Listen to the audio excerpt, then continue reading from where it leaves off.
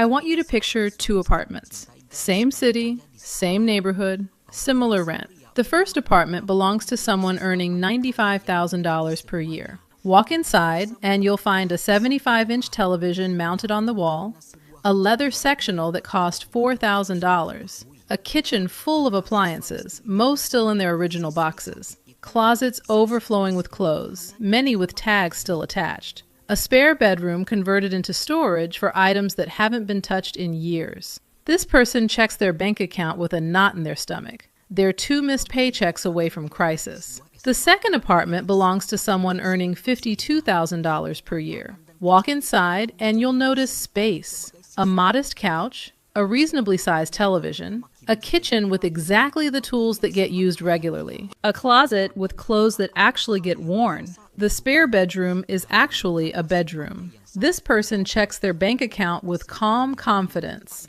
They have 18 months of expenses saved and invest 20% of every paycheck. Same neighborhood. The person earning almost half as much has nearly 10 times the financial security. This isn't a story about income. It's a story about the hidden relationship between stuff and money that most people never understand. The first person isn't bad with money in any obvious way. They don't gamble, they don't have expensive addictions. They just gradually accumulated a lifestyle that requires every dollar they earn to maintain. The second person discovered something that changed everything. They learned that owning less doesn't mean living worse. It means living deliberately. And deliberate living creates financial margin that most high earners never experience. Today I'm going to walk you through the minimalist money rules that separate people who always have money from people who never do, regardless of income.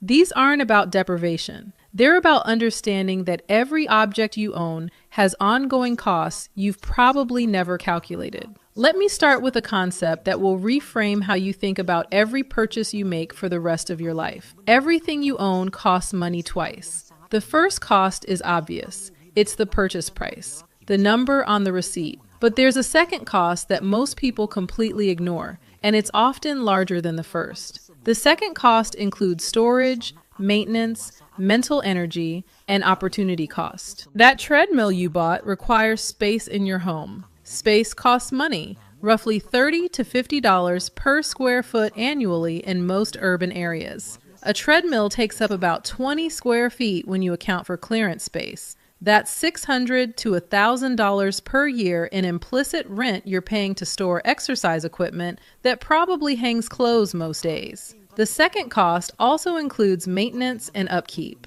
That boat sitting in your driveway needs winterization, cleaning, registration, insurance, and occasional repairs. The industry rule of thumb suggests annual maintenance costs run about 10% of the boat's value. A $30,000 boat costs $3,000 per year just to own, even if you never take it on the water. I am not done yet. The second cost includes mental energy too. Every item you own occupies a small slice of your attention. It needs to be cleaned, organized, maintained, insured, worried about, and eventually disposed of. Researchers have found that visual clutter increases cortisol levels and reduces the brain's ability to focus. Your stuff is literally stressing you out in ways you can't consciously perceive. Nope, not over yet. The second cost includes opportunity cost. Every dollar locked up in possessions is a dollar not invested. That $15,000 home gym equipment setup could have been $15,000 in index funds, growing to $50,000 or more over 15 years. You didn't just buy a home gym. You bought a home gym instead of future financial freedom. When you add up these hidden costs, many possessions cost more to own than they cost to buy. The purchase price is just the entry fee. The ongoing costs continue for as long as you possess the item. Minimalists understand this intuitively. They're not avoiding possessions because they hate nice things. They're avoiding possessions because they've calculated the true cost and decided most things aren't worth it. This leads to the first rule that minimalists follow religiously. Rule 1. Calculate cost per use before any purchase. Before buying anything, estimate how many times you'll realistically use it. Divide the total cost by that number. This gives you the cost per use, which is the only honest measure of value. A $200 jacket worn twice costs $100 per wear. A $400 jacket worn 200 times costs $2 per wear. The expensive jacket is actually cheaper in any meaningful sense. This calculation destroys most impulse purchases immediately. That $300 kitchen gadget you'll use twice a year costs $150 per use over the first year. That's an obscenely expensive way to accomplish whatever task it performs. Meanwhile, a $30 tool you use weekly costs less than 60 cents per use over the first year. Cost per use also reveals which purchases are genuinely worthwhile. A $2,000 mattress used every night for 10 years costs about 55 cents per use. That's extraordinary value for something affecting your health and energy every single day. A $1,500 espresso machine used daily for 5 years costs less than $1 per use, likely saving money compared to coffee shop visits. The math cuts through marketing, emotion, and social pressure. It reveals what actually makes financial sense versus what just feels appealing in the moment. Rule 2. Apply the replacement test to everything you already own. Walk through your home and look at each item you possess. Ask yourself a simple question. If this item disappeared today, would I spend money to replace it? Be honest. Would you actually go buy another fondue set? Would you replace that bread maker collecting dust in the cabinet? Would you repurchase those clothes you haven't worn in 18 months? For most items, the honest answer is no. You would not replace them. They exist in your life through inertia, not intention. They were impulse purchases, gifts you felt obligated to keep, or remnants of past hobbies and phases you've moved beyond. These items have negative value. They cost you space, mental energy, and maintenance without providing corresponding benefit. Every hour spent organizing, cleaning around, or thinking about items you wouldn't replace is an hour stolen from activities that actually matter. Minimalists ruthlessly eliminate items that fail the replacement test. They sell what has value, donate what someone else could use, and discard what serves nobody. The process feels uncomfortable initially, and then liberate is not failure. Actual mechanical breakdown or genuine inability to perform required tasks is failure. Everything else is marketing convincing you to solve problems you don't have. Rule 4. Create friction for spending and ease for saving. Human behavior follows the path of least resistance. If spending is easy and saving is difficult, you'll spend. If saving is easy and spending is difficult, you'll save. Minimalists engineer their environment to make the right choice the easy choice. Spending friction looks like removing stored credit card numbers from online retailers, requiring a 24-hour waiting period before any non-essential purchase, deleting shopping apps from your phone, unsubscribing from promotional emails, and avoiding stores unless you have a specific intended purchase. Saving ease looks like automatic transfers to investment accounts on payday, keeping only small amounts in easily accessible checking, making investment contributions happen before you see the money, and treating savings like a fixed expense rather than an afterthought. These structural changes matter more than willpower. Willpower depletes throughout the day. Environment is constant. Someone relying on willpower to avoid impulse purchases will eventually fail when they're tired, stressed, or emotional. Someone who deleted the shopping apps and removed their credit cards simply cannot impulse purchase in that moment. Minimalists don't trust themselves to consistently make good decisions. They design systems that make good decisions automatic. The 24-hour waiting rule alone eliminates roughly 70% of impulse purchases. Most desires for objects fade within a day if not acted upon immediately. Rule 5. Count your possessions regularly. This sounds obsessive until you actually do it. Counting forces awareness. Awareness prevents accumulation. Pick a category. Count how many items you own in that category. Write it down. The numbers often shock people who've never examined their consumption patterns objectively. How many shirts do you own? Most people guess low and discover they have 3 or 4 times what they estimated. How many kitchen gadgets? How many pairs of shoes? How many items in your junk drawer? How many books you'll never read again? The count itself changes behavior. Once you know you own 47 shirts, buying another feels different. You're not adding a shirt. You're bringing your collection to 48. The absurdity becomes visible. Minimalists track key categories over time. They set maximum thresholds. Perhaps 30 items of clothing total. Perhaps 15 books at any given time. Perhaps a one-in, one-out policy, where any new purchase requires removing something existing. These constraints prevent lifestyle creep.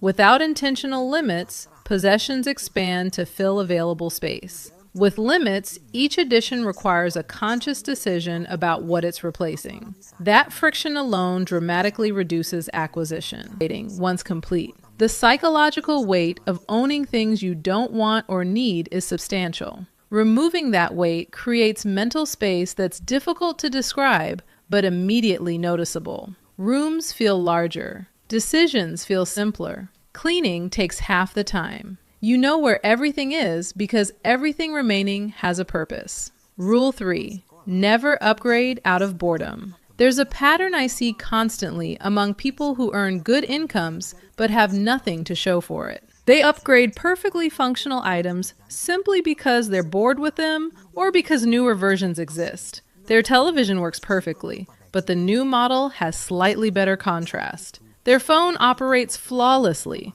but the new release has a marginally improved camera. Their car runs reliably, but the New Year's model has updated styling. Their furniture serves its purpose, but they've grown tired of looking at it. These upgrades feel like improvements. They're actually wealth destruction disguised as progress. Minimalists maintain a strict policy. Never replace something that functions properly. The phone that makes calls, sends messages, and runs apps does not need replacement because a newer phone exists. The car that reliably transports you does not need replacement because the neighbor bought something shinier. This policy saves enormous sums over a lifetime. The average American replaces their phone every 2 to 3 years, often while the previous phone works perfectly. Over 30 years, this pattern costs $30,000 to $50,000 in unnecessary purchases. Applied across all categories where upgrade culture operates, the lifetime waste easily exceeds $200,000. Minimalists escape this trap by defining functional clearly. An item remains functional until it genuinely fails to serve its purpose. Boredom is not failure. Desire for novelty is not failure. The existence of newer alternatives. Rule 6. Rent or borrow before you buy. Most items people purchase get used intensively for a short period and then rarely afterward. The excitement of newness fades. The initial enthusiasm decreases. The item joins the collection of things owned but seldom touched. Minimalists test this pattern by renting or borrowing before committing to ownership. Want to get into camping? Rent equipment for the first few trips. Want to try woodworking? Borrow tools from a friend or use a makerspace. Want a kayak? Rent several times before purchasing. This approach accomplishes 2 things. First, it reveals whether the enthusiasm is genuine or temporary. Many interests fade after the initial exploration. Better to discover this while renting than after purchasing equipment that collects dust indefinitely. Second, it clarifies exactly what you need. First-time campers often buy too much or buy the wrong things. Renting lets you learn before committing. When you eventually purchase, you buy precisely what's necessary rather than guessing. The buy-first mentality costs people enormously over their lifetimes. Closets and garages across America contain dusty remnants of abandoned hobbies. Ski equipment from the phase when they thought they'd ski regularly. Photography gear from when they imagined becoming serious photographers. Music equipment from bands that played 2 shows. Minimalists avoid becoming museums of past enthusiasm. They test interests before investing. They maintain the flexibility to explore without the burden of ownership. Rule 7. Understand the lifestyle multiplier effect. Every possession you own connects to other possessions. A boat requires a trailer.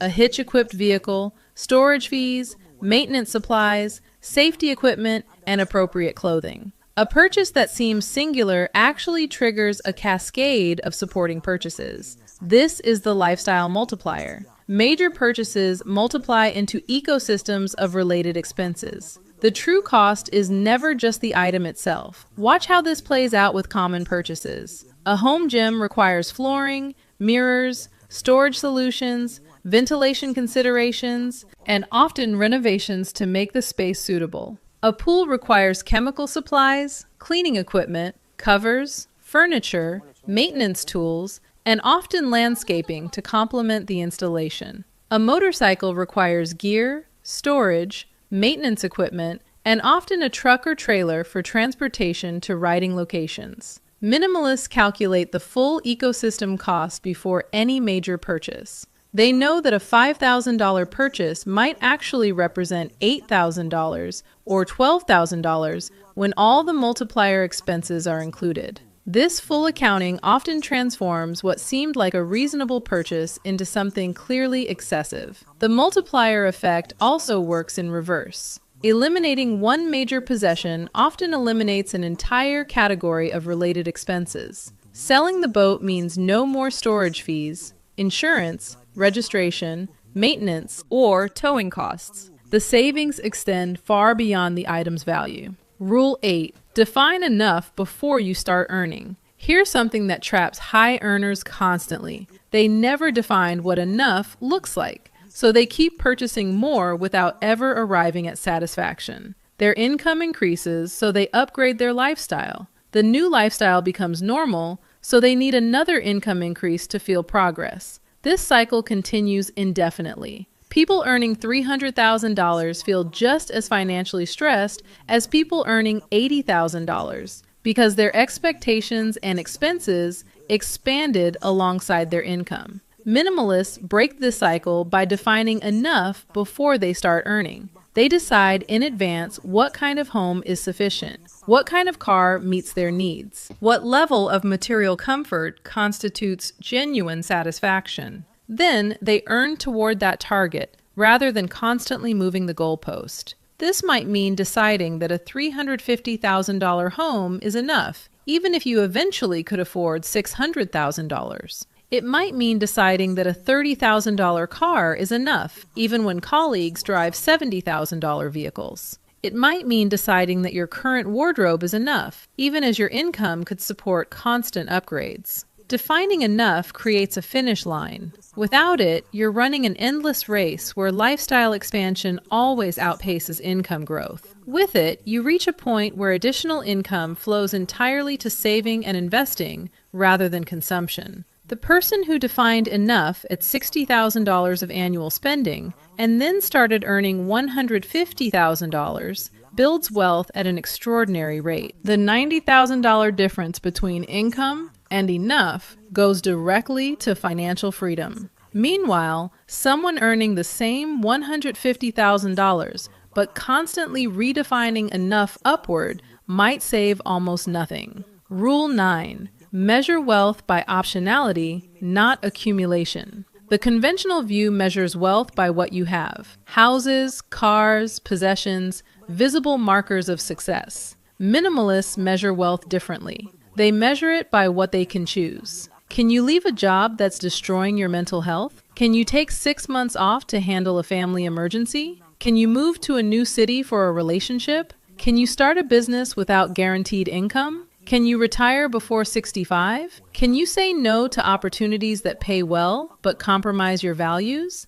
These options represent true wealth. They're only available to people who've built substantial margin between their income and expenses. The person earning $200,000 but spending $195,000 has almost no optionality. They're chained to their income requirement. The person earning $80,000 but spending $45,000 has extraordinary optionality. They can absorb disruptions, take risks, and make choices based on preference rather than financial necessity. Minimalists understand that optionality requires liquid resources more than physical possessions. The money tied up in a car you don't need is money that can't buy your freedom when you need it. The home equity locked in excess house is equity that can't fund a career transition or extended sabbatical. This perspective transforms spending decisions. Each purchase isn't just exchanging money for an object, it's trading optionality for possession. Is this item worth reducing your ability to make free choices about your life? Sometimes yes, often no. Rule 10. Practice cyclical decluttering rather than annual purging. Most people who attempt minimalism do a massive purge, feel great for a few weeks, and then gradually accumulate back to their starting point. The purge feels productive. The gradual reaccumulation goes unnoticed. Within 2 years, they're right back where they started. Minimalists avoid this pattern through cyclical decluttering. Rather than annual massive purges, they perform small, regular reviews. Weekly glances at incoming items, monthly evaluation of one category, quarterly assessment of overall accumulation trends. This cyclical approach catches accumulation early, before it rebuilds to overwhelming levels. Removing 3 items per week is manageable and sustainable. Removing 300 items once per year feels overwhelming and often gets postponed indefinitely. The cyclical approach also maintains awareness. When you evaluate your possessions regularly, you notice patterns. You see which categories tend to grow. You identify which emotional states trigger acquisition. You recognize which marketing tactics work on you specifically. This awareness enables prevention rather than just treatment. Let me give you a practical implementation of these rules that you can start today. This week, walk through your home with the replacement test in mind. Identify 10 items you would not replace if they disappeared. Sell, donate, or discard those items. Notice how it feels to remove things you don't actually want. This month, implement the 24-hour rule for all non-essential purchases. Track how many purchase desires survive the waiting period versus how many evaporate. The data will reveal how much of your spending is impulsive rather than intentional. This quarter, count your possessions in 3 categories that tend to accumulate. For most people, clothing, kitchen items, and media or entertainment are useful starting points. Set a maximum threshold for each category based on what you actually use. This year, define what enough looks like across major spending categories. What home is sufficient? What transportation is adequate? What wardrobe meets your genuine needs? Write these definitions down. Refer to them when temptation arises to exceed your own standards. The financial transformation from these practices compounds over time. Someone who applies these rules consistently for 5 years accumulates substantially less while saving substantially more. The gap between their lifestyle and their income creates wealth that can't be built any other way. Here's what nobody tells you about minimalism and money. The relationship is bidirectional. Owning less creates more money, but having more money also makes owning less feel natural. When your savings account is robust and your investments are growing, the urge to accumulate diminishes. The psychological need that drives most consumption, the need for security and status, gets satisfied by financial strength rather than physical possessions. You don't need the stuff to feel successful because your bank account already tells you the story you want to hear. People trapped in consumption cycles often can't explain why they buy so much. The truth is usually that spending temporarily fills an emotional void that financial insecurity creates. Address the insecurity through actual financial strength, and the compulsion to spend often dissolves on its own. This creates a virtuous cycle. Spending less leads to saving more. Saving more creates security. Security reduces the emotional drive to spend. Reduced spending accelerates saving further. Each turn of the cycle reinforces the next. The opposite cycle is equally powerful but destructive. Spending everything creates insecurity. Insecurity drives more spending as temporary emotional relief. More spending deepens insecurity. The cycle continues until some external shock forces a breaking point. The choice between these cycles determines financial trajectory more than income ever could. High earners trapped in the destructive cycle build nothing. Modest earners riding the virtuous cycle build everything. The minimalist rules I've outlined aren't about suffering or deprivation. They're about recognizing that most consumption doesn't actually improve life satisfaction. Research consistently shows that beyond a baseline of security and comfort, additional purchases contribute minimally to well-being. Yet most people spend as if happiness scales linearly with spending. Minimalists align their behavior with this research. They spend enough to be comfortable and then redirect the excess toward freedom rather than accumulation. They end up with less stuff and more life. That apartment I described at the beginning, the one belonging to someone earning $52,000 with 18 months of savings, belongs to someone applying these rules consistently. They didn't get there through exceptional income. They got there through exceptional clarity about what actually matters. The other apartment, the one belonging to someone earning $95,000 who's 2 paychecks from crisis, belongs to someone who never questioned the assumption that more stuff equals better life. Both lifestyles are available to you regardless of what you currently earn. The choice is simply whether you want to own your possessions or whether you're comfortable with your possessions owning you. The math strongly favors the first option. So does the peace of mind.